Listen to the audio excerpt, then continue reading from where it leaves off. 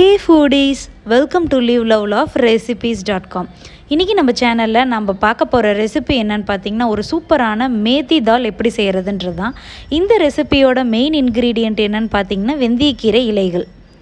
இதை வச்சு இந்த தால் ரெசிபி எப்படி சூப்பராக செய்யலான்றதை பார்க்க போகிறோம். இன்றைக்கி இந்த தாலை நான் ஜீரா ரைஸோடு சர்வ் பண்ணேன்.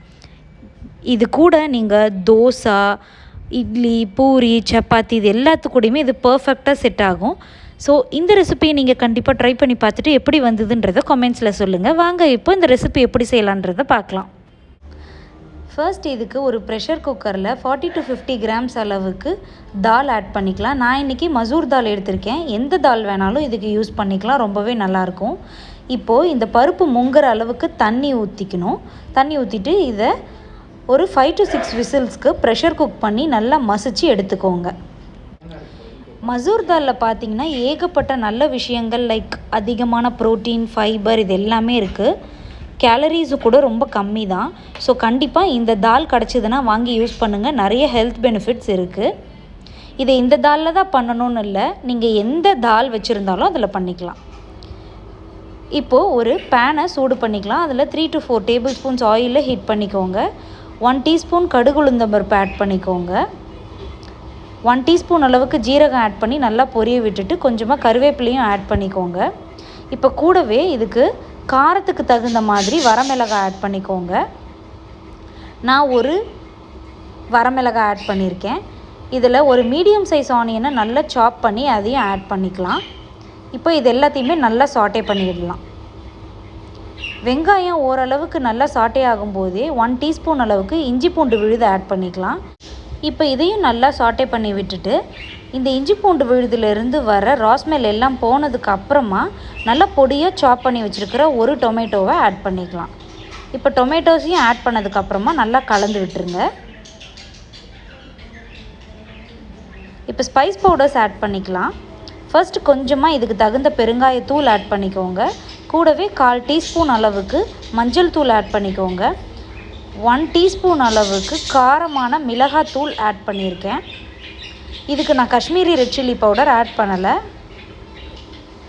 இப்போ இது எல்லாத்தையுமே நல்லா கலந்து விட்டுடலாம். இப்போது இதிலேயே பொடியாக சாப் பண்ணி வச்சுருக்கிற வெந்தயக்கீரையை ஆட் பண்ணிக்கலாம்.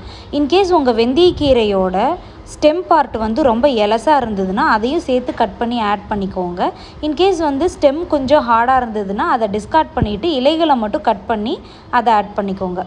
இப்போது இது எல்லாத்தையும் நல்லா சாட்டே பண்ணிடலாம். வெந்தயக்கீரை எல்லாம் நல்லா வதங்கணும். இதுக்கு ஒரு 5 to 6 மினிட்ஸ் எடுக்கும். இது எல்லாத்தையும் நல்லா வதக்கினதுக்கு அப்புறமா நம்ம ஏற்கனவே வேக வச்சு மசிச்சு வச்சுருந்தோம் இல்லையா, அந்த பருப்பை கொஞ்சமாக தண்ணி ஆட் பண்ணி இதில் சேர்த்துக்கலாம். உங்களுக்கு தால் எந்த அளவுக்கு தண்ணியாக வேணுமோ அந்த அளவுக்கு நீங்கள் வாட்டர் ஆட் பண்ணிக்கோங்க. சூடாக இருக்கிற வாட்டராக பார்த்து ஆட் பண்ணிக்கோங்க. இப்போ எல்லாத்தையும் நல்லா கலந்து விட்டுறலாம். இதில் உங்களுக்கு இன்னும் கொஞ்சமே தண்ணி வேணும்னா கூட நீங்கள் தண்ணி ஆட் பண்ணிக்கோங்க. ஏன்டா போக போக இது இறுகிடும். அதனால் தண்ணி ஓரளவுக்கு கொஞ்சம் அதிகமாக பார்த்து ஆட் பண்ணிக்கோங்க. இப்போது இந்த ப்ரிப்ரேஷனுக்கு தேவையான சால்ட் ஆட் பண்ணியாச்சு. எல்லாத்தையும் நல்லா கலந்து விட்டுறலாம். இப்போது இந்த தாலோடையே சேர்ந்து இந்த கீரைலாம் வேகணும். ஒரு 5 to 6 மினிட்ஸுக்கு அப்புறமா இந்த மாதிரி ஒரு 1/2 கிளாஸ் பாயில் பண்ணி கூல் பண்ணி வச்சுருக்கிற மில்கை ஆட் பண்ணி நல்லா கலந்து விட்டுருங்க. இந்த ரெசிப்பியை நம்ம மில்க் இல்லாமையும் செய்யலாம், வெறும் தண்ணி மட்டுமே வச்சு செய்யலாம்.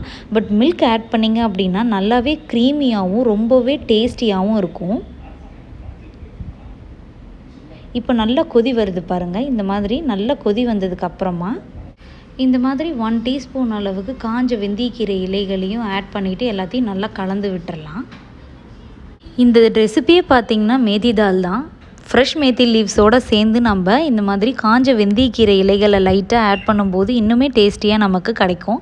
அதனால தான் கொஞ்சமாக காஞ்ச வெந்தயக்கீரை இலைகளை ஆட் பண்ணியாச்சு. இப்போ எல்லாத்தையும் நல்லா கலந்து விட்டுட்டு நம்மளுக்கு தேவையான கன்சிஸ்டன்சிக்கு நம்ம மேத்தி தால் வந்ததுக்கு அப்புறமா இதில்